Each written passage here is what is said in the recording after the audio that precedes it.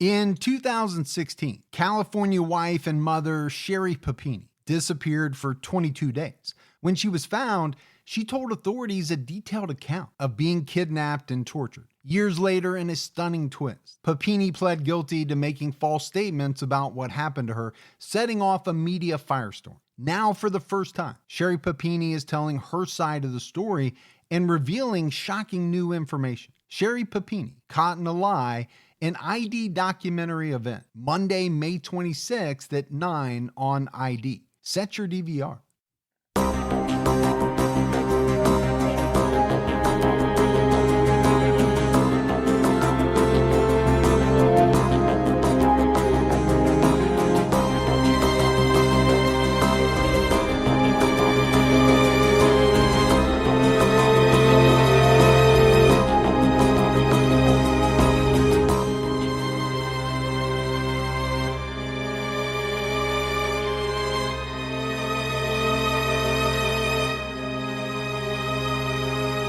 Hello, everyone, and welcome to episode 260 of the True Crime All the Time podcast. I'm Mike Ferguson, and with me, as always, is my partner in true crime, Mike Gibson. Gibby, what's going on with you? Hey, man, I'm doing good. How about you? Doing great. Good. Happy to be in the studio.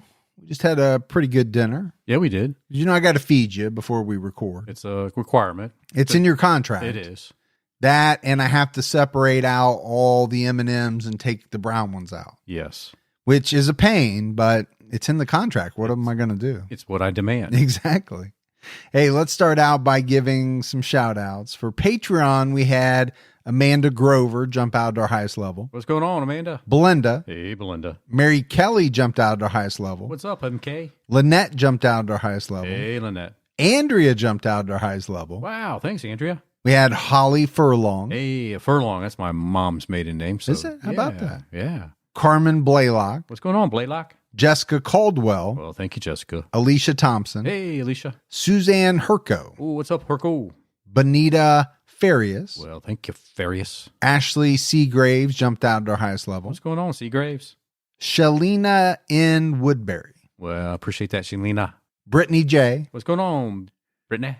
Elizabeth Clayman jumped out to our highest level. Hey, Elizabeth. Kristen Hopp. Thank you, Kristen. Sonoma Crowfoot. Well, thank you, Crowfoot. And last but not least, Sue Sellers. Well, there's good old Sue. So that's a lot of great new Patreon support. And then if we go back into the vault, Gibbs,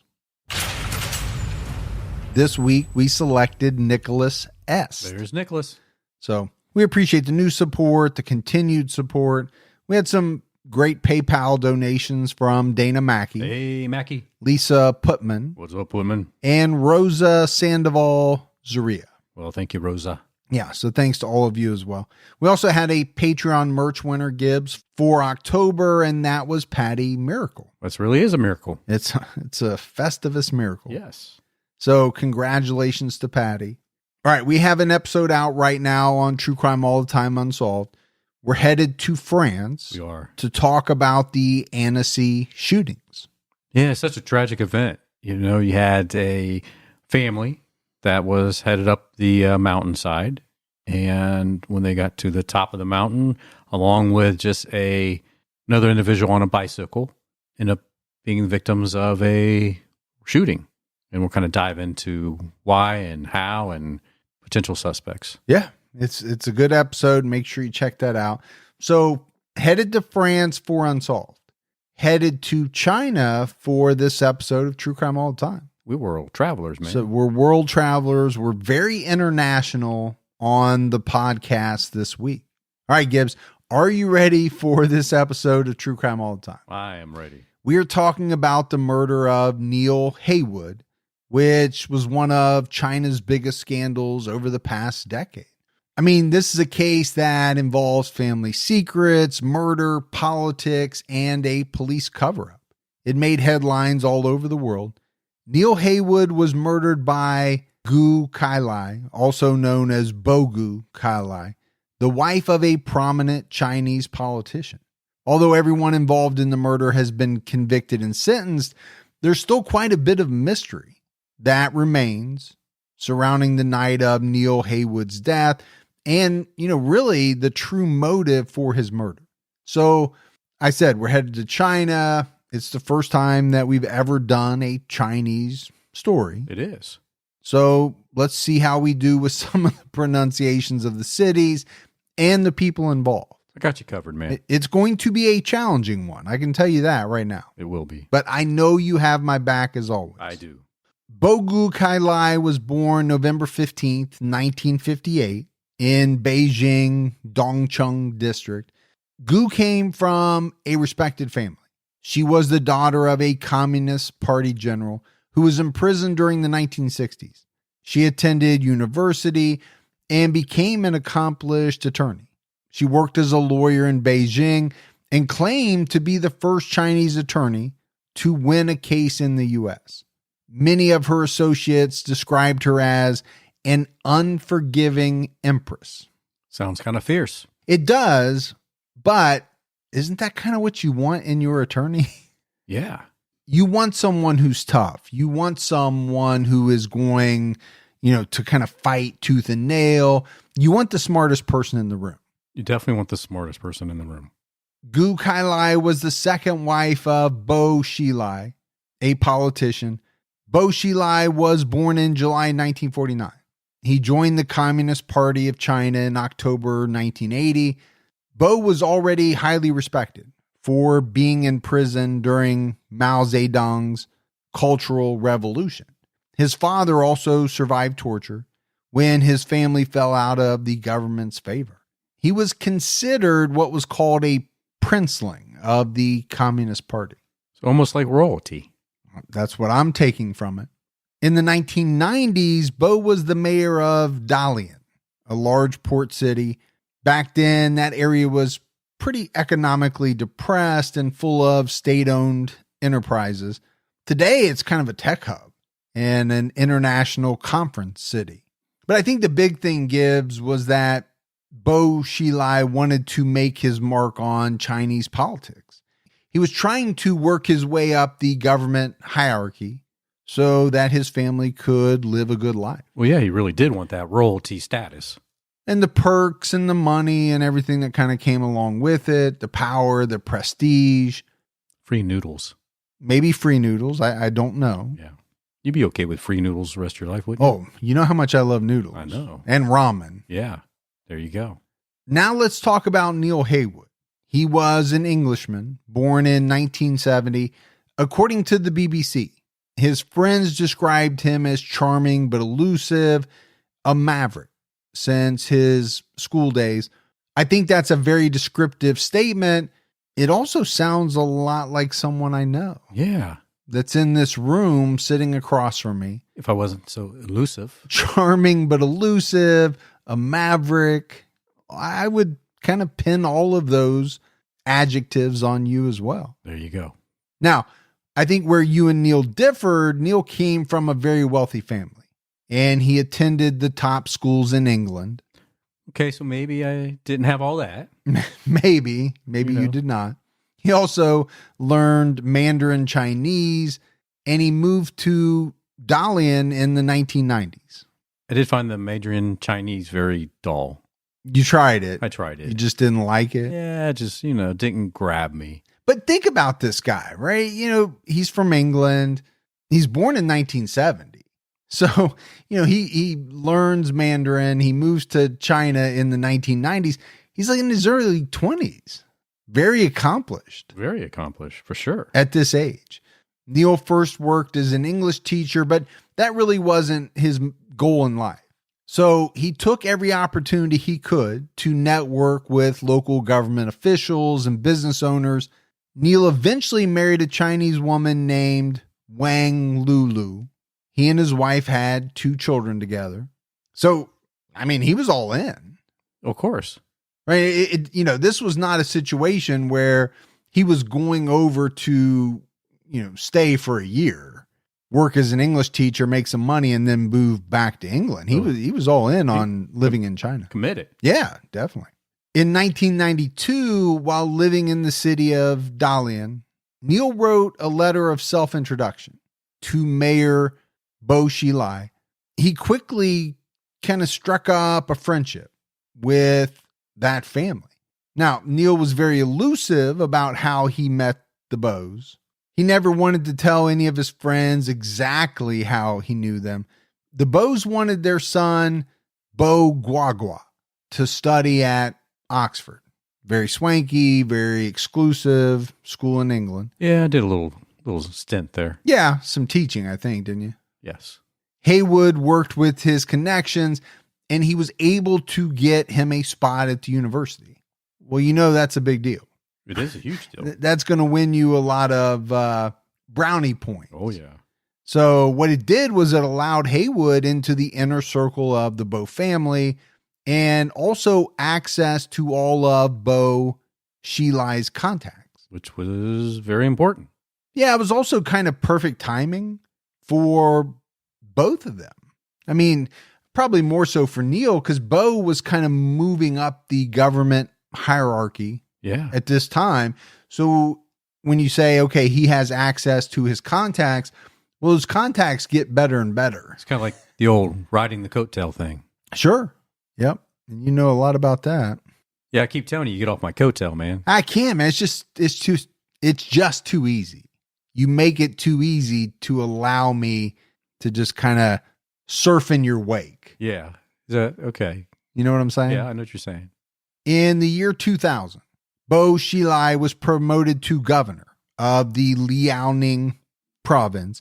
In 2003, he became Minister of Commerce for the Communist Party of China. That's big. Yeah. I mean, you can see how over the years, things are progressing probably the way that he hoped that they would. Yeah. Now, maybe he thought they should progress faster. I don't know, but that's a big deal. It is to be the Minister of Commerce for the CPC. Yeah, no doubt about it. He negotiated a trade dispute with the EU Trade Commissioner, a guy by the name of Peter Mandelson. But Bo's political aspirations were not complete. What he really wanted, Gibbs, was a seat in the non-member standing committee. This was the highest ranking body in the CPC. So this is a guy that had goals. He was working on them, but he had an ultimate goal and he hadn't reached it yet. It's kind of like that top level of the furries that you want to be in. Yeah. I don't know if I'm ever going to make it there. Yeah. I just don't have the commitment, I think, that it takes. It's tough. It's tough to get there. It is. I know you tried. I don't just let anyone in. No. Maybe one day. In the early 2000s, Neil Heywood started the business as a consultant to foreign businesses trying to invest in China. And Gibbs, he had some notable clients. I mean, we're talking Aston Martin, for one, and a company called Heywood and Company, which was a strategic information consultancy group founded by former MI6 agents. Probably somebody you want to work with. Yeah. Bond, James Bond. Some suspected that Neil was an undercover agent, but that rumor was dismissed by UK politicians who said he was not a government employee in any capacity. But, I mean, I think, Gibbs, you can see how some people might have thought that. You're working with a bunch of former, MI6 agents. Okay. Are you connected to them? How are you connected to them? Were you with them at one point? Right. Did you just hang out with James Bond? Maybe. I can't tell you. No, you can't. Or I'd have to dispatch you. Yeah, which is not good. You don't want that. So, the thing about Neil is he wasn't rich, but he was wealthy enough to buy property in Beijing. He did have enough money to send his children to private school. A lot of people liked him. They thought he was charming, welcoming. The one thing that a lot of people said about him, though, was that he was a bit mysterious. It's always good to be a little mysterious. Yeah, I think a little mystery is a good thing. During this time frame, Neil kept up his friendship with the Bo family and had regular meetings with Bo Xilai when he visited Britain. One of Neil's friends later told the New York Times he liked to give the air of having a secret hinterland, to give the impression that, he might be an intelligence officer, that what he was up to was all hush hush. But I came to the conclusion that the only thing that really sustained him was his connections to the Bows. Okay. Again, sounds very much like you. I think you kind of relish in giving off the impression that you're a Jason Bourne-like character. You know, you can't tell me about a lot of the things that you have going on. There's a lot of things that are hush-hush. There is. Now, is that real? I do. Is that imagined? I do travel international now. North of the border? It's still international travel. Technically, I guess it is. Yeah, but, I still have to show my passport. In 2007, Bo Xilai was appointed Communist Party chief of Chongqing, a developing area of China. Gibbs, he went on to become one of the most popular politicians in China. Well, that's got to be good for Neil. Good for Bo, good for Neil, by extension, right? If you're friends, if you have access to this person's kind of network, well, that network is growing. Sure. And it's very large and very influential at this point. That same year, Bo's wife, Gu, was targeted in a corruption investigation. Neil Heywood told his friends that Gu was paranoid and demanded that members of her inner circle swear loyalty to her. She even had them divorce their spouses. He described her to many people as mentally unstable. And it is strange that not only does she want you to swear loyalty, but it says divorce your spouses. Yeah, that second one is a big deal. It is a big deal. You know, if you were this huge politician and I was riding your coattails, as I do in a lot of things, and you said, hey, I want you to swear your loyalty to me. Right. I'd say, okay, I'm loyal to you. Yeah. But if you said, I also want you to divorce your wife of 25 years, okay, now we got a problem. Now you're going to step off that coattail. Yeah. I got to get on somebody else's coattail, Yeah. or maybe put on my own coat Maybe. and see what I can do with that. There you go. Maybe I'll put on Joseph's Technicolor dream coat like Kramer Yeah. in that one episode of Seinfeld. You look good in that, man. I would. Especially if you could find that one hat he wore too. And the cane. In 2010, Bo used his political standing to crack down on organized crime. He campaigned to instill patriotic values in his area by playing Red Song campaigns in sports stadiums. His campaign slogan was livable Chongqing. But there were complaints that Bo ignored the law and that he allowed his police chief, Wang Lijun, to torture people to get confessions. Okay, that's not a good thing. Unfortunately, it's something we end up talking about quite a bit We do. in the episodes that we do.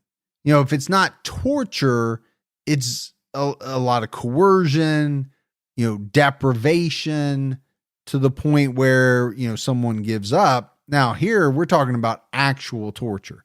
Okay, not too hard to get somebody to confess to what you want them to confess to if you're actually physically torturing them. Yeah. And I'm sure that doesn't make the residents happy.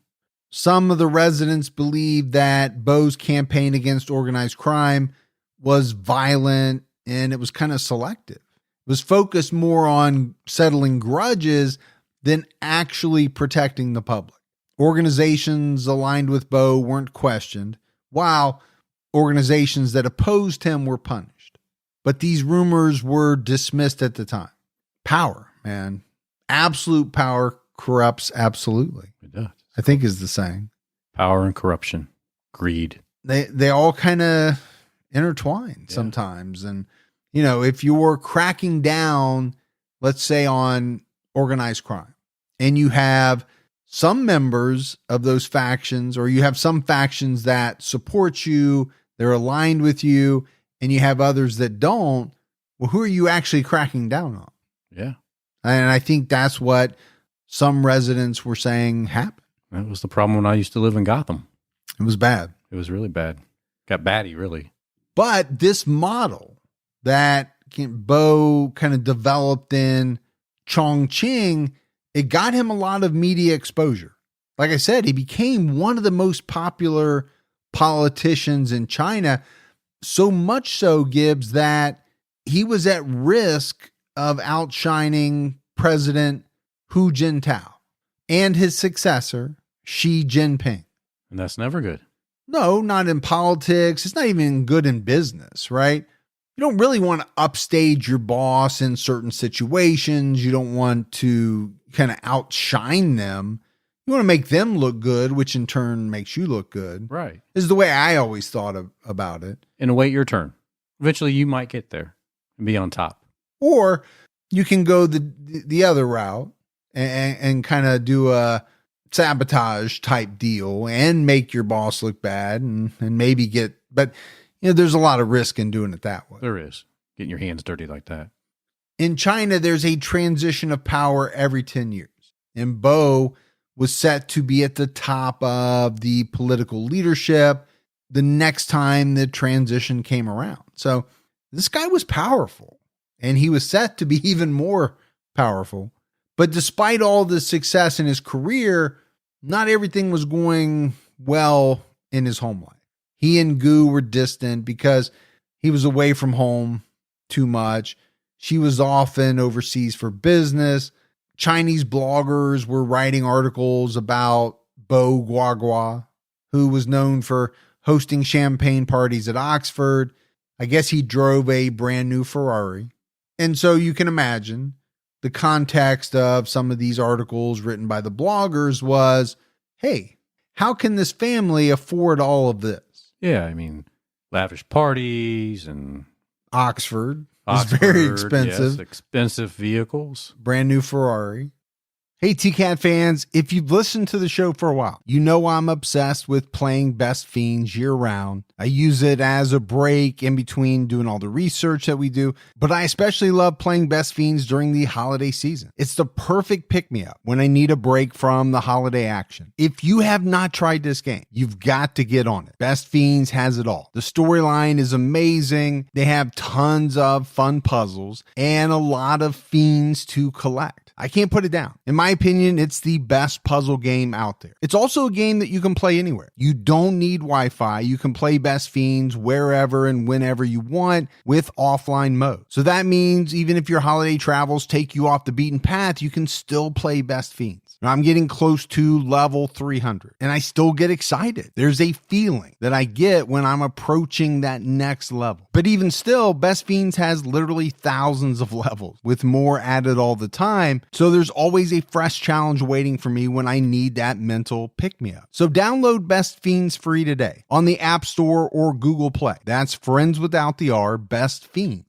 This podcast is sponsored by BetterHelp Online Therapy. This is a service that I've used personally, and I had an amazing experience. I highly recommend it. To me, the best way to think about therapy is through analogies. You think about getting your car serviced to make sure that you don't have bigger issues down the road. A lot of us work out and we visit the doctor to prevent injury and disease in our bodies. You got to go see the dentist to prevent cavities and other issues. Going to therapy is like all of the above. It's routine maintenance for your mental and emotional wellness to prevent bigger issues down the road. We've got to get out of that stigma of thinking that going to therapy means that there's something wrong with you. What it means is that you're investing in yourself to keep your mind healthy. BetterHelp is customized online therapy that offers video, phone, and even live chat sessions with your therapist, so you don't have to see anyone on camera if you don't want to. It's much more affordable than in-person therapy, and you can start communicating with your therapist in under 48 hours. Why invest in everything else and not your mind? True Crime All the Time listeners get 10% off their first month at betterhelp.com/TCAT. That's BetterHelp.com/TCATT.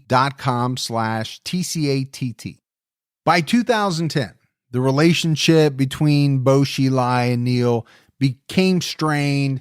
The reasons are not really known. There's not a lot out there about why it happened. Neil's friend, journalist Tom Reed, told the BBC that Neil was worried about the rift in their friendship. He considered fleeing China with his family. It's a pretty serious rift then. Well, that's a little bit more than just being worried about the rift. I mean, that's worry to a pretty high degree in my way of thinking, because that means you're obviously worried about not only your safety, but the safety of your family.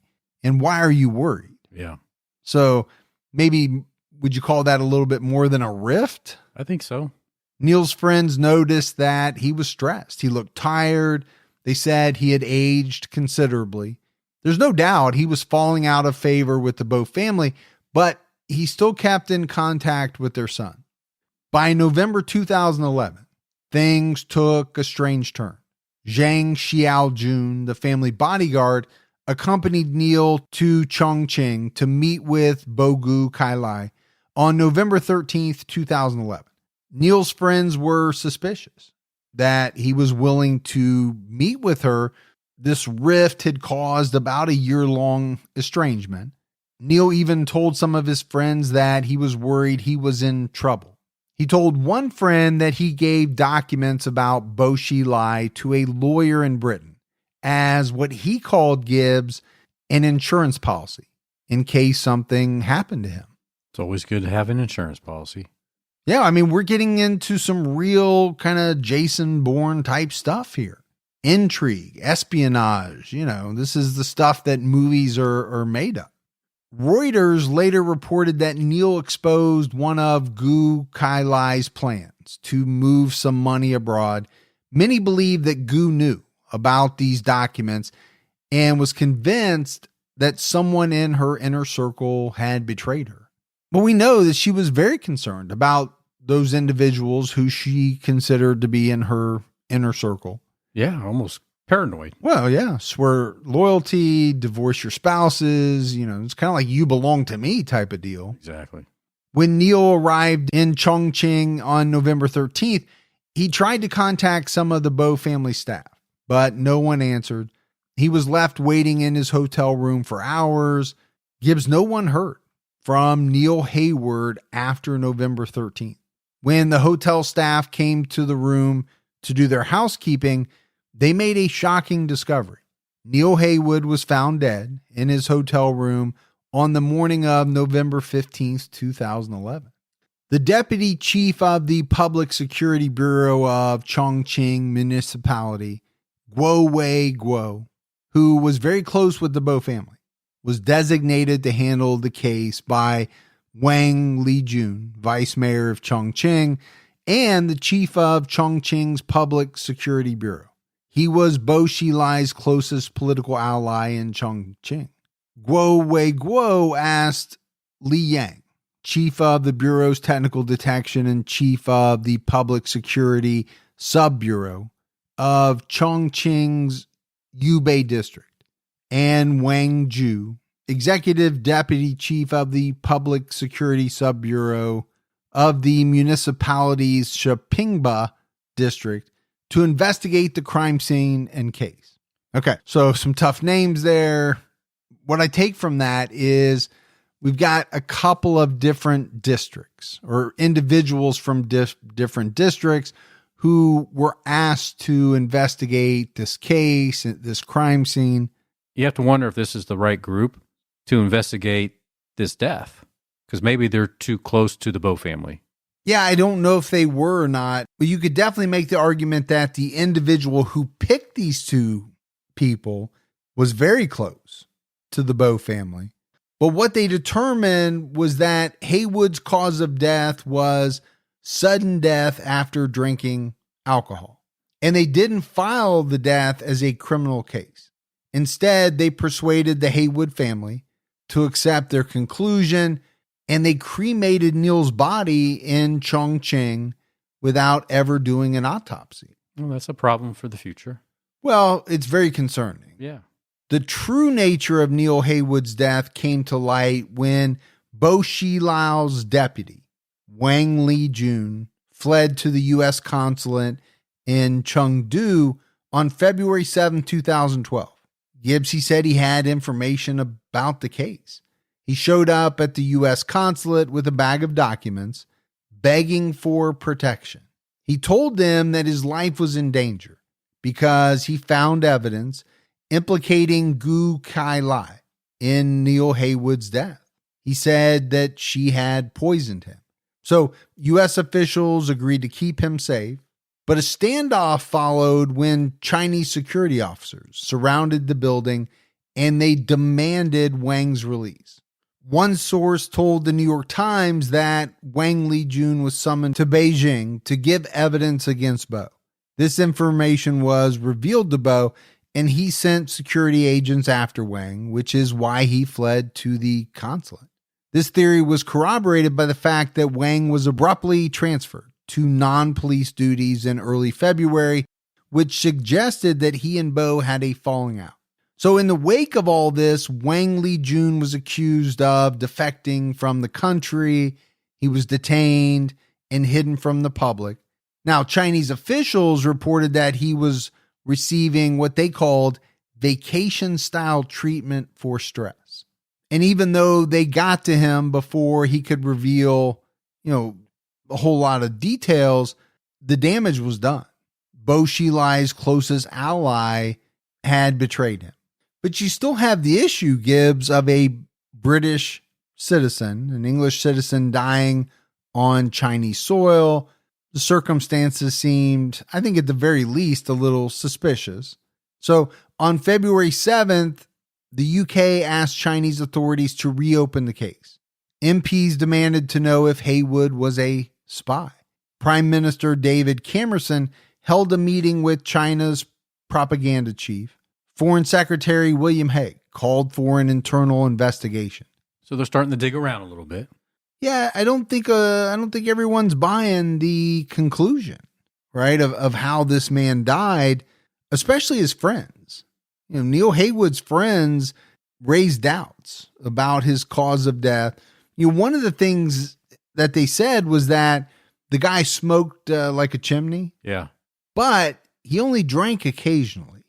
Bogu Kailai and Zhang Xiaojun were put under residential surveillance on March 15th, 2012. And it was in April of that year that the Chinese government announced they were investigating the involvement of Bogu Kailai, wife of politician Bo Xilai, in the death of Neil Heywood. The Guardian wrote, every day, new shockwaves have rippled out from the death of British businessman Neil Heywood, who is now at the epicenter of Beijing's biggest political earthquake since the Tiananmen protests of 1989.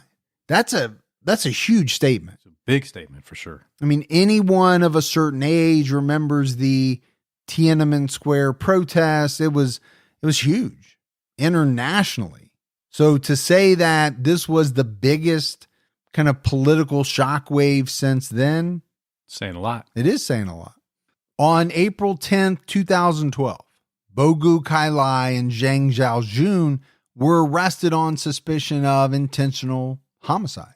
Bo Xilai was removed from the CPC and investigated for a serious breach of party discipline. Well, it's a big thing right there.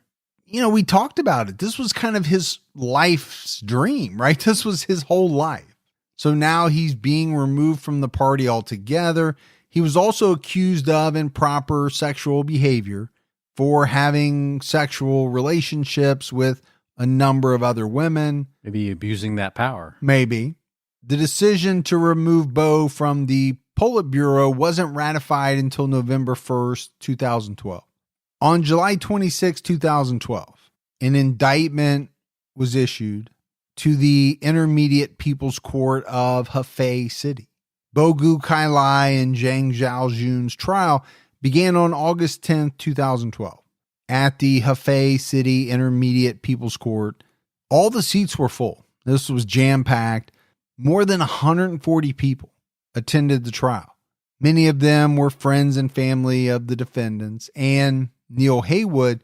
Some were diplomats from the British Embassy and consulate in China. You had a ton of media people, deputies to China's legislature, and members of China's political advisory body.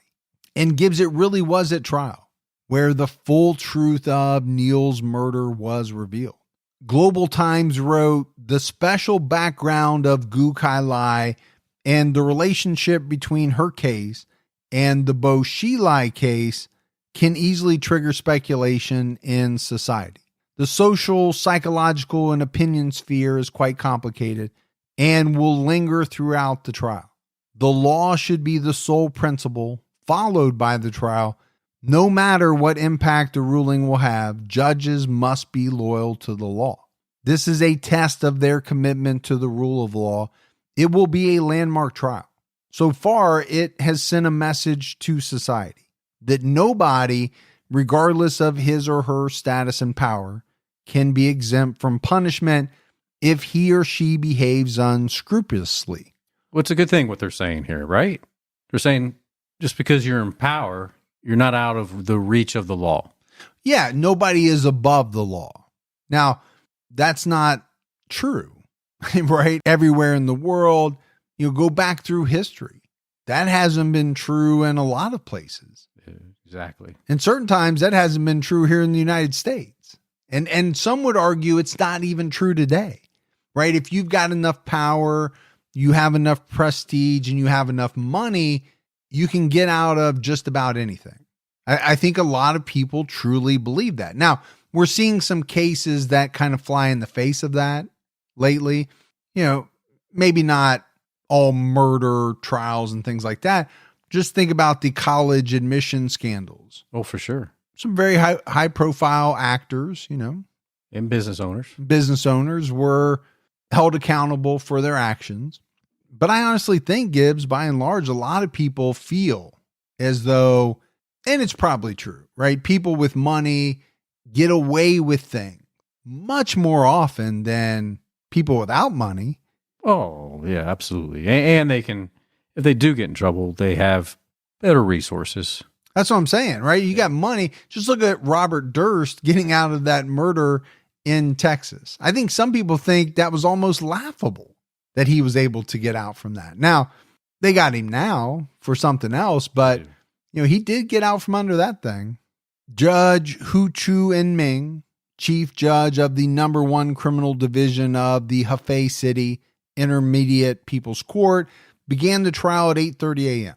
Bogu Kailai and Zhang Zhaojun were escorted to the defendants' seats. The prosecution presented their evidence and forensic reports. They had the defendant's statements, they had witness statements, material evidence, documentary evidence, records of inquests and examinations, expert conclusions, as well as audio and video evidence. The defense presented their evidence from briefings with Bogu and Zhang. Legal representatives for Neil Heywood's family presented their opinions on the case. A prosecutor, Du Wei, read the indictment to the court. He said Bogu Kailai and her son Bo Guagua had conflicts with Neil Heywood over money. Bogu was worried because Heywood threatened her son. She and Zhang created a plot to poison him. Zhang Zhaojun worked for the General Office of the Chongqing Municipal Committee of the Communist Party of China.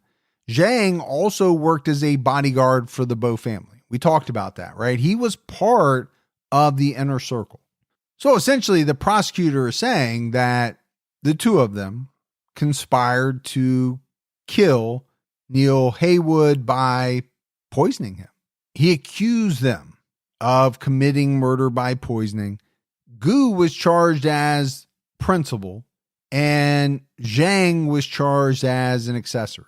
Their actions violated Article 232 of the criminal law of the People's Republic of China. It was said that the right to life is the most basic and important right people have. The defendants took a life and damaged the happiness of several families. They should be held criminally responsible for homicide. All right, I don't think anybody would argue that. Yeah, common sense, right? That's just common sense. Both defendants made statements and confessed to intentional homicide. The prosecutors and defense cross-examined Gu and Zhang. The prosecution argued that Guo Wei Guo and his investigative team found that Bogu Kailai was suspected of committing the crime, but they covered up her presence at the scene by fabricating interview records, hiding evidence, and other illegal measures. They covered up Heywood's true cause of death and persuaded the family to allow cremation without an autopsy. So we talked about this, Gibbs. You brought it up. The two people put in charge of investigating the crime were most likely loyal to Bo. So would it be shocking that if they found out that his wife was possibly involved, that they might try to cover that up? And that's what the prosecution argued actually happened.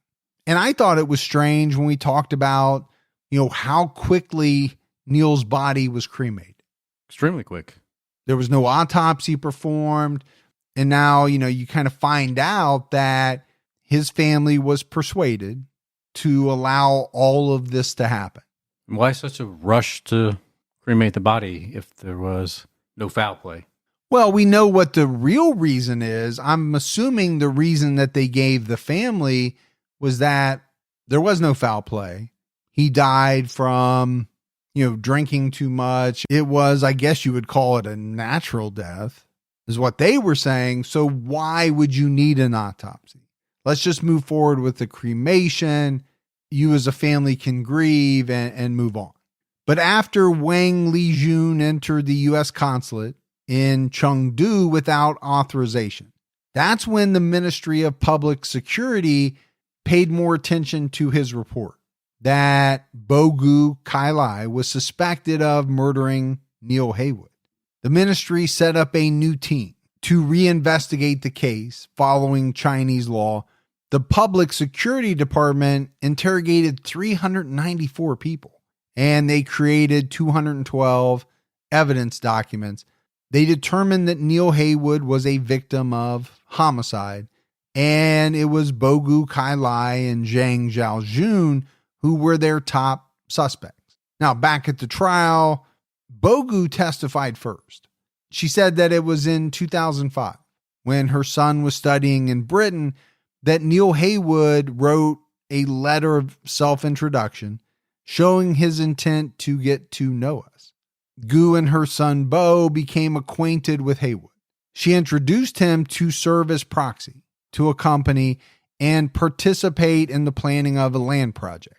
Well, I guess the project never got started. Heywood got into a dispute with Bogu Kailai and Bo Guagua over payment and other issues. According to her, Gibbs, Neil threatened Bo Guagua's safety. And it was after Bogu learned about the threats that she decided she was going to kill Neil Heywood. So this is what she's testifying to on the stand. I'm the protective mother, right? This man threatened to kill my son. I wasn't about to let that happen. So I made the decision I was going to kill him. Sure, yeah. Because she's already admitted to the murder. The Global Times quoted her as saying, "To me, that was more than a threat.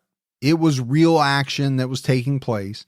I must fight to my death to stop the craziness of Neil Heywood." Zhang Zhaojun testified next. He said that on November 12, 2011, Bogu Kailai asked him to contact Neil and schedule a meeting. Zhang called Heywood and told him that Gu wanted to meet in Chongqing. Zhang offered to pick Neil up and bring him there. Heywood agreed to the meeting, but said he had to check his schedule. He called back 30 minutes later and said he was available on the 13th, and he asked Zhang to book a flight for him. On November 13th, Zhang escorted Neil Heywood from Beijing to Chongqing. Heywood checked into the Lucky Holiday Hotel, and Bogu Kailai prepared her materials to poison Neil that evening.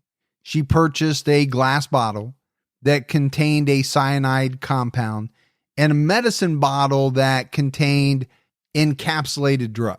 Gu gave the bottle with the cyanide compound to Zhang, and she kept the medicine bottle. At 9 p.m. on November 13th, 2011, Gu and Zhang visited the hotel. They brought along with them the two bottles. They also brought some wine and tea. Gu drank wine and tea with Neil while Zhang waited outside. Neil got drunk and fell down in the hotel bathroom. And it was after that that Gu called Zhang in. Zhang carried Neil to the bed. He vomited. He asked for some water. But instead of giving him water, Gu poured the poison into a soy sauce container, mixed it with water, and dripped the mixture into Heywood's mouth as she talked to him. Wow. She knew what she was doing. She did know. Then she scattered the drugs on the floor. So this was a staging, right? She was trying to stage this as though he had gotten drunk and then he had overdosed on this medication. Yeah, trying to make it appear something it wasn't. Gu and Zhang left Neil in the hotel room while he died from the poison. And it was Gu who put a do not disturb sign on his door and told the hotel staff not to bother him. And I think, Gibbs, from some of these details that we're giving, not that hard to figure out, right? For investigators, after it got past, the people that were trying to cover it up, to figure out who was in this hotel room with Neil Heywood. They had probably been seen by people. They had interacted with hotel staff. They probably even had them on some type of CCTV footage. So Gibbs, I get the plan. I mean, I don't agree with it, right? Obviously they set out to kill this man, but I get what they were trying to do. What I don't understand is completely how they thought they were going to get away with it. Like I said, there had to have been a number of people who could put them either in the hotel room or at the hotel. I mean, it's kind of suspicious, right? When you go to hotel staff and say, hey, oh, by the way, don't disturb Neil Heywood in room whatever for the next couple of days. He doesn't want to be disturbed. Later on, you find out that he's dead. It's not going to make you look real good, right? No. And you're going to want to say, someone told me to wait a couple of days. Yeah, I think the hotel staff was okay not disturbing him per the request until they find out that he was dead. And then maybe they're going to say, hey, we didn't go to the room. We didn't check out the room at the request of this person. Exactly. Right. Yeah. They're not going to want to get in trouble, right? They don't want the finger pointed at them. So I guess that was the part that I really struggled with understanding. And maybe they just thought because of their status, they would get away with it. Don't let allergy season slow you down. Get common allergy meds for as little as $15 with GoodRx. So you and your family, pets included, can stop allergy symptoms before they start. GoodRx is free and easy to use. Just search for your prescription on the website or the app, compare prices, and get a free coupon to show your pharmacist. Save at over 70,000 local pharmacies nationwide, including Walmart, Walgreens, CVS, Publix, Kroger, and many more. Check GoodRx before every trip to the pharmacy to save up to 80% on both brand and generic medications. And did you know GoodRx rewards you for saving money too?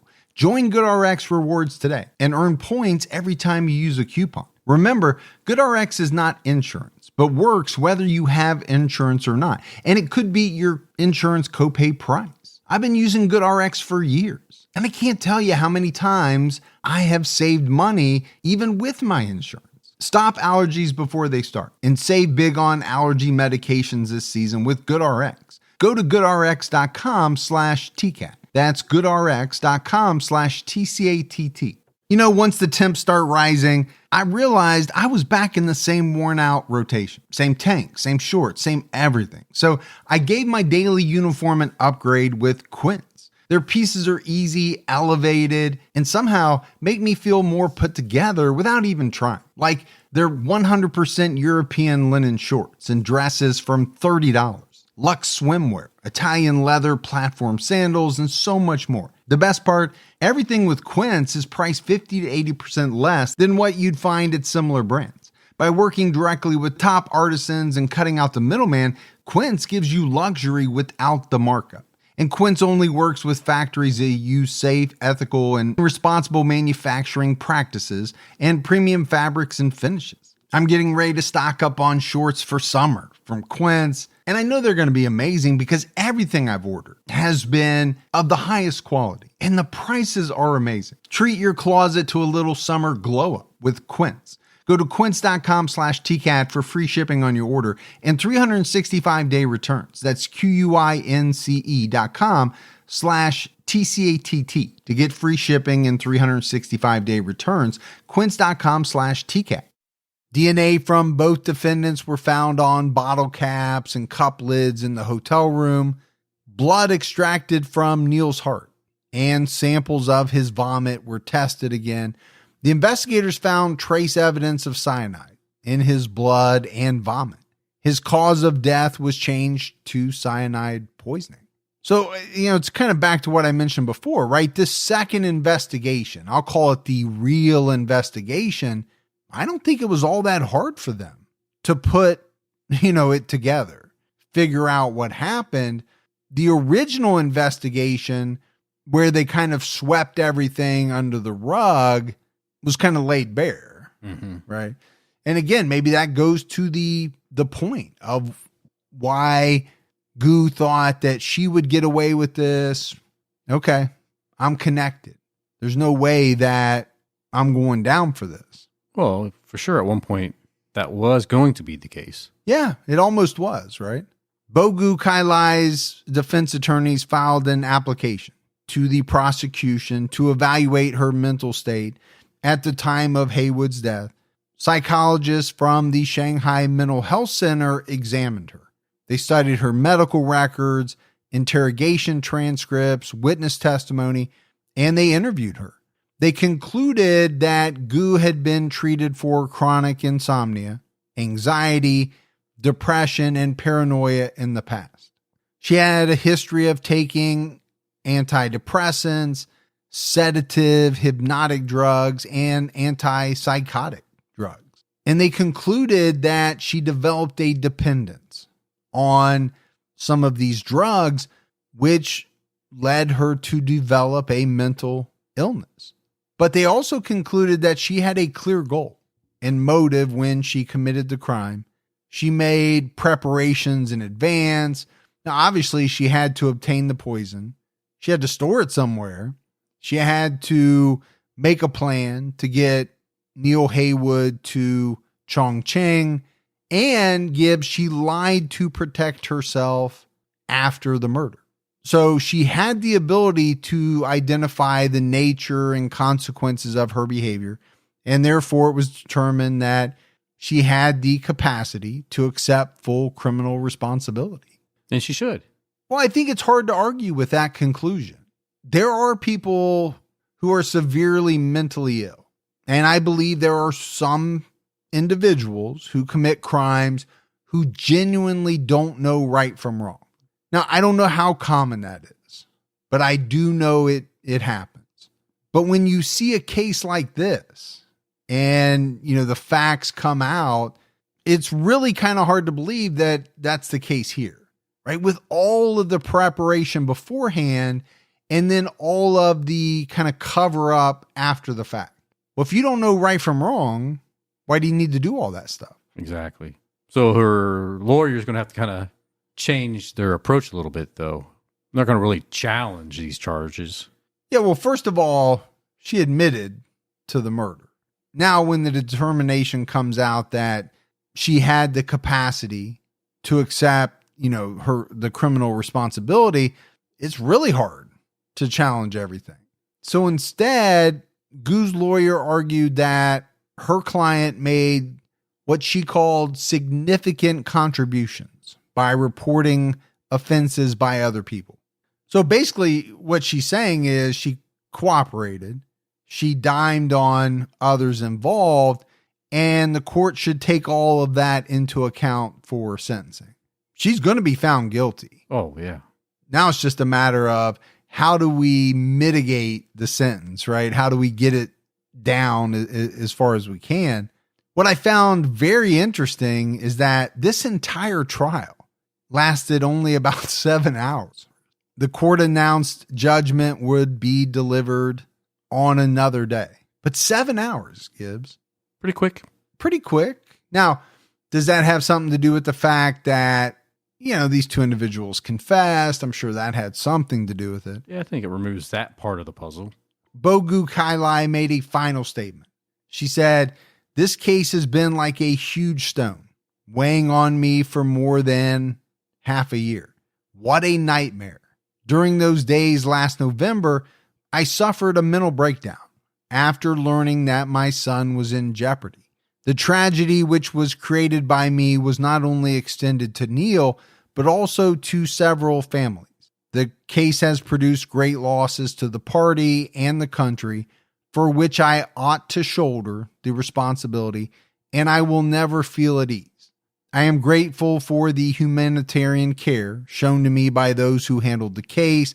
I solemnly tell the court that in order to maintain the dignity of the law, I will accept and calmly face any sentence, and I also expect a fair and just court decision.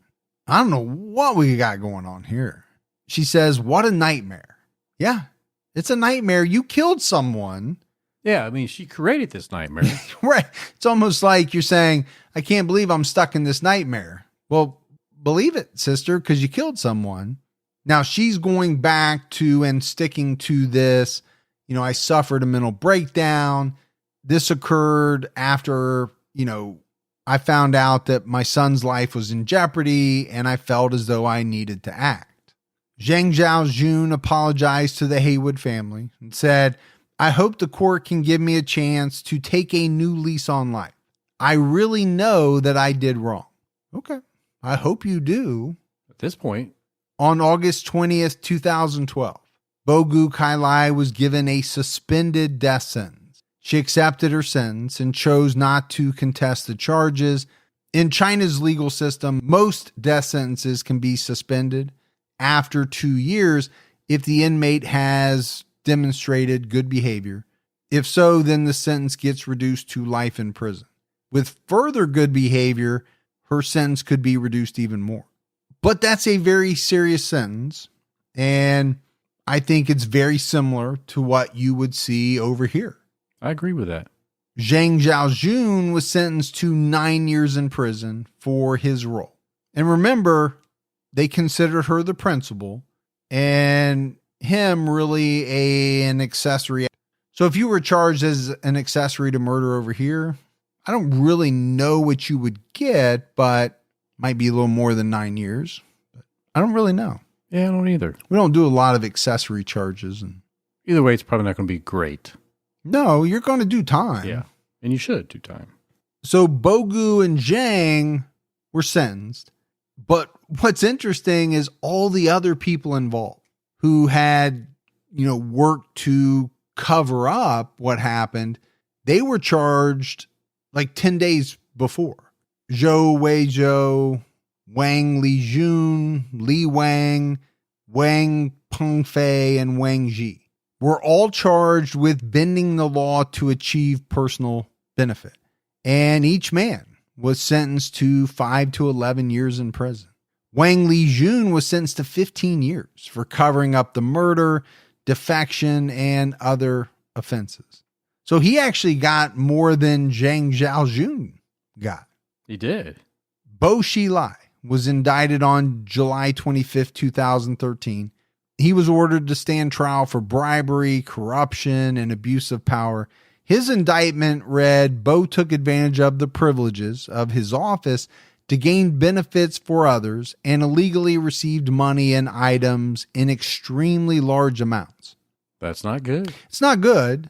He didn't kill anyone, but as far as I know, but he definitely abused his power. He abused his office for personal gain. Sure, basically stole from the public.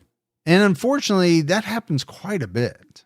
I think all around the world, anytime you have somebody with quite a bit of power, the lure is there, Gibbs, to misuse that power for your personal benefit. Yeah, it's too easy for some. For some. A Hong Kong newspaper wrote, at first Bo refused to cooperate, but now they have struck a balance where he will get less than 20 years. After a few years of jail, he'll get medical parole. So he'll get to spend most of his sentence at home and be very comfortable. So kind of like a slap on the wrist, really. Well, I think that's what the paper thought. But on September 22nd, 2013, Bo Xilai was sentenced to life in prison for bribery, embezzlement, and abuse of power. The court found that Bo took advantage of his official position to seek gains from others and accepted large bribes in cash and property. He embezzled public funds and abused his power. So I think the paper got it wrong. They thought he was going to get a slap on the wrist. Sounds like he didn't. Sounds like they came down on him appropriately. Yeah, but man, when all of it came out, he was working with all types of different government officials, businesses. He got a bunch of money to help, someone import cars, a bunch of money to give out like construction project work. He knew how to work the system to benefit himself. Oh, there's no doubt. One business owner provided 2.32 million euros for Bogu Kailai to purchase a villa in France. That same individual gave Bo a bunch of money for air tickets, travel expenses. This guy even paid off Gu's credit card debt, gave them a Segway scooter. I mean, there's just, It's like payola. Yeah. Remember the old payola scheme? The thing for me, Gibbs, is I'm not naive enough to think that this doesn't happen more often than it's actually known about or is actually reported. This happens everywhere, man. I find it funny about the scooter, though. Like, yeah. All right, now I'm going to show you something. Forget the 2.32 million euros for this French villa. Let me bring out the scooter. I got you a Segway scooter. And those things are huge. The Segway scooters. I remember seeing them in Chicago back in the day. It's how you could tour the city on one of those scooters. So, I mean, Gibbs, we could go through and detail out Bo Xilai's, entire misuse of power. It's actually very, very large. I mean, there's so many different things that he did. He embezzled a bunch of money that were public funds. But, I think the big thing is, he was accused of abusing power while he was dealing with his wife's murder case and causing the defection of Wang Lijun in 2012. And Bo's defense argued that Wang decided to defect because he was in love with Bo's wife. They said Wang realized that he had invaded Bo's family life. He hurt his feelings, so that was why he fled to the consulate and defected. So we mentioned he got a life sentence, but it's definitely possible, I guess, that with good behavior, his sentence will be reduced and eventually he could be transferred from prison to house arrest. So maybe the paper wasn't all that wrong. I think they thought he was going to get more of a slap on the wrist, but life sentence is no joke. But obviously it's not a real life sentence with no parole. It's a little luxury life sentence. Well, if you're saying that we can transfer you to house arrest, then maybe you got something to look forward to for sure. In August 2013, Anne Heywood, Neil's mother, spoke out and she urged Chinese authorities to help the family.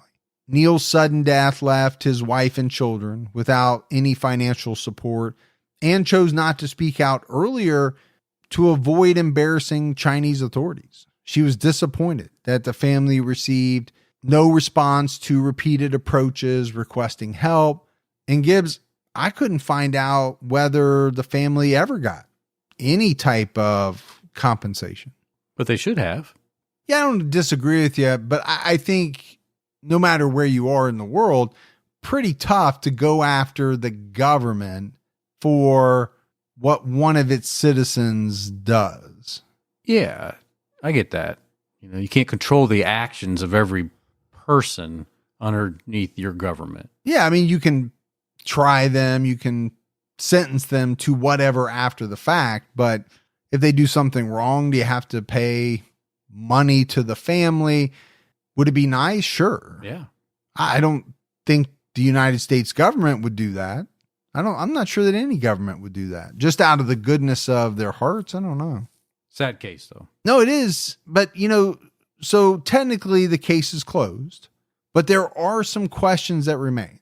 We talked about Neil Heywood giving an envelope that was supposed to contain information regarding the Bo family. What was that information? What were those documents he gave to the lawyer in Britain? Gibbs, what was the true motive for the murder? And if those documents had any salt behind them, wouldn't the attorneys would have used those somehow to get some money for the family?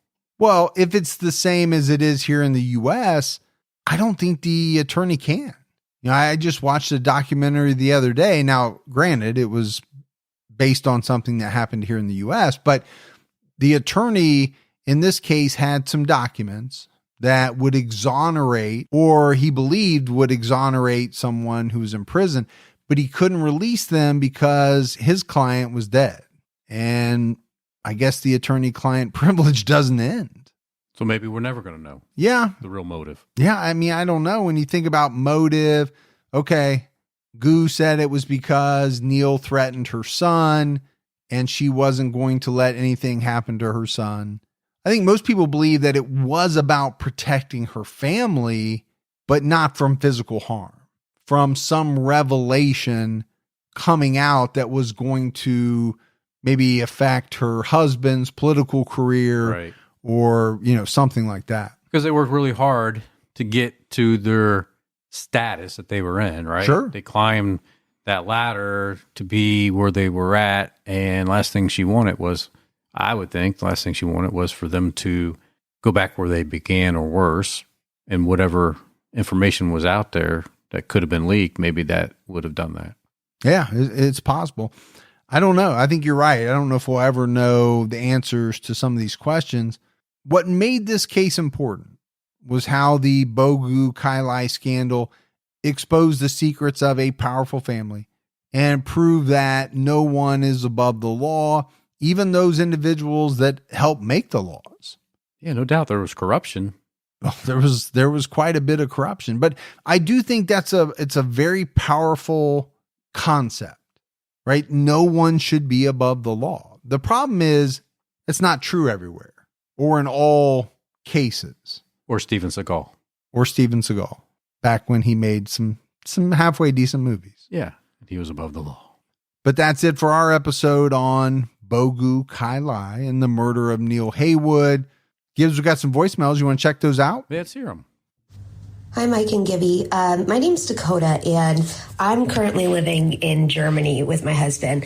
I just finished the Luca Magnotta Part 2 episode, and while you guys were listening to voicemails, you stopped and took a moment to talk about military spouses and stuff, and I just really wanted to say thank you because, a lot of times we're told that we choose this and that we're not really allowed to complain or, that we decided to have this life where we're constantly moving around and, have a lot of this uncertainty. And, I chose my husband, not necessarily the military, if you know what I mean. But anyways, being over here during a pandemic and everything, your guys' podcast is really what's kept me going. I started listening at the beginning of 2020 and have been hooked ever since. So when you're in a country where you don't speak the language and the people around you are constantly coming and going, it's nice having something like this to be able to kind of always rely on. So I've started listening to criminology at this point too, and I just can't get enough of you guys. So thanks for all you do. Well, it's very nice. And, I think you and I, Gibbs, we talked about it after the episode. We truly believe that. I mean, we didn't just say that to be saying it. Right. We support our military. We are very appreciative of those who serve, but I do think the spouses are sometimes forgotten because there's a lot involved there as well. And she just highlighted a bunch of it. She sure did. So thanks to all of you as well. Hey, Mike and Gibby. Love the show. Trying to make my way through the vault of the original TCAT episodes before I moved on to Unsolved. But I wanted to tell you guys about one of the serial killers that I've been most interested in for a long time now since I saw a movie about it. And it's about Andrei Chikatilo, who is Russia's most famous serial killer, active from 1978 to 1990, eventually convicted of the murders of 52 women and children. But the most interesting part is the investigation and the tenacity of the lead investigator, despite being hampered at every turn by the communist policies of the USSR. It was the first time in the history of a Russian murder investigation that a psychiatrist was consulted to produce a suspect profile. But this guy was a total monster, and I haven't heard any true crime podcast do an episode on him yet. And I thought it'd be interesting to hear someone do a deep dive into this guy. So hope I've piqued your curiosity. Stay safe and keep your own time ticking. So we have not been to Russia. We just did our first episode in China. That's right. Chikatilo is a big timer. He What is. we would consider a big timer. He's been on the list probably from the very beginning of us starting the podcast. I know that we will cover that case. We just have to make the decision to go to Russia and really be able to figure out all the names and pronunciations and all that. But we'll get there. We'll get there. Hello, this is Ember in Chico, California. I just started listening back in September. After every episode, I mostly just want to call to tell Gibby what movie he's thinking of. Movie suggestion. It seems we have the same taste in movies. Wrestler's Rhapsody. It's a Western comedy. It's got Tom Berenger, Andy Griffith, Marilyn Henner, Jim Carter. For Gibby, that's the guy from Platoon, the guy from the Andy Griffith Show, the lady from Taxi, and the butler from Downton Abbey. Anyways, the reason why I'm calling, just listened to Robert Hansen, and you were questioning why would he confess to all of these murders but not to the other X's on the map. Well, you know that bro code. Why would a friend provide an alibi for murder? I'm thinking he didn't confess to those because he didn't do them. And the friends provide an alibi because they knew full well what he was doing because they were in on it. Anywho, something to chew on. Stay safe and keep your own time ticking. Always something to chew on. I love when people think things out and, have their own takes. And now I will say I've never heard of Wrestler's Rhapsody. I got it. As soon as she named off the characters, the people, the actors. You've seen it? Yeah. Oh, have you? I'm like, oh, that's it. Oh, now I know. Now you know. Now I know. I've never seen it. May have to check it out. Does seem like a strange cast, though. It does. Tom Berenger, Andy Griffith. Okay, we'll check it out. You're thinking Mayberry and the sniper mixed together. Exactly. With a little British humor. Hi, guys. I'm listening to your Luca Magnato Part 1 while I'm driving my UPS truck, and just getting the route done cracks me up. In case there was a question, that would fall under hazmat. Close the truck, contact your supervisor, don't touch it. But I did have a fun story up in Woodsfield, Ohio, a regular delivery address. I had a box at the end of my day that just stunk to high hell as something decomposing. And so I finally checked the address, and it was from them to them. Like the address it came from was the same one. So in my mind, I'm thinking it's something mafia related. It's going to be somebody's hand. I did find out later it was just seashells that they mailed from the beach. It was awful. And if I wasn't an hour away from the building with no service, I may not have touched it. But anyway, love your guys' podcast. I'm really enjoying this one. And I hope you guys have a good day. Stay safe. Keep your income ticking. Look at that, a fellow UPSer. Giving us the rundown on how to treat that hazmat. So Gotta like it. Yeah, we definitely appreciate it. All right, we had mailbag. Gibbs. Brian Burleson sent you in a folding K-bar knife. Yeah, he did. It's actually a very cool knife. Yeah. I'm jealous. You I'm are. probably going to have to order myself one now just because you have one. You keep picking it up and taking it away from me. I do. I'm just playing around with it a little bit. Yeah. Also, just so you don't have it, I feel more safe when you don't have it. Well, you should. And I know you're worried that I'm going to hurt myself as well. Yeah, I am. Lori Wheeler sent us $50. Yeah. And said, hey, I want you guys to have a nice dinner. Yeah, and we will. And we will. And we very much appreciate it. All right, buddy. That is it for another episode of True Crime All the Time. So for Mike and Gibby, stay safe and keep your own time ticking.